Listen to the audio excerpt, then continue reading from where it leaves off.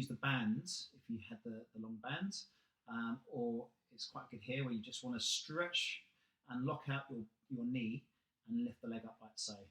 And just lifting up, and your lower back stays in contact with the floor. You're not arching like I'm doing now. Okay, and the other leg stays on the floor. Okay, so you could use a band again as resistance to hold it. Yeah, like so. Well, that's actually quite good to get the quads working anyway. That's okay.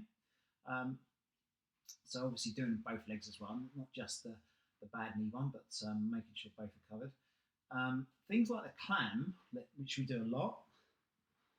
Yeah, you know, your clams are really good because it's just great for hip stability, which will really help in a way to help strengthen around the glutes and into the quads themselves.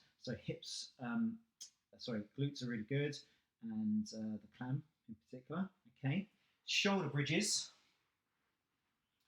really good as well because it still helps for knee stability. So your normal shoulder bridge, okay, lifting up, and obviously you know to work your glutes. You can have the band around your quads. Yeah, we've done that before.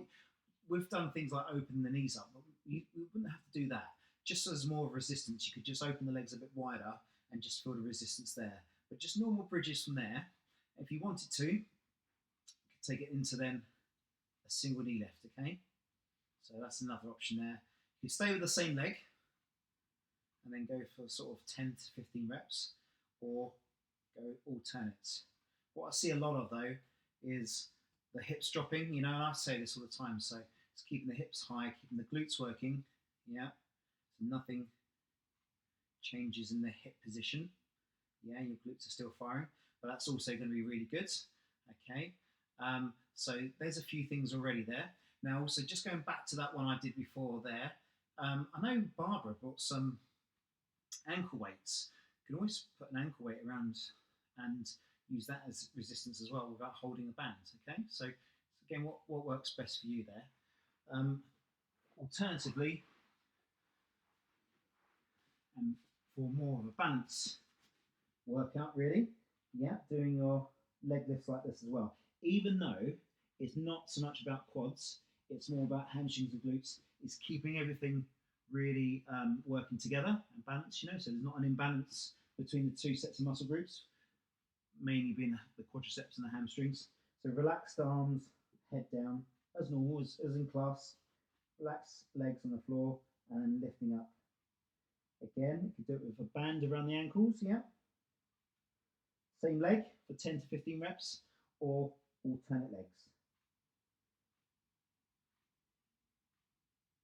And then you can also do this one where you lift up and then bend in. It really depends if that's too much for your knee at this stage.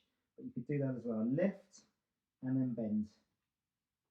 Back out and then down. Yeah. Lift, bend in, out, and then down. So that gets a bit of quad work there for you. And then another one you could do is lifting this up. Eva, I'm going to have to move you. Say hello to Linda. There you go. Mwah. On you, there you go, girl. Got the seat position there, yeah.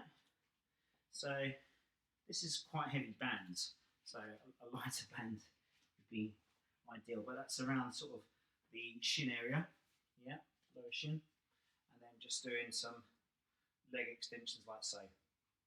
See that? Yeah, that's really good. Getting right into these quads here.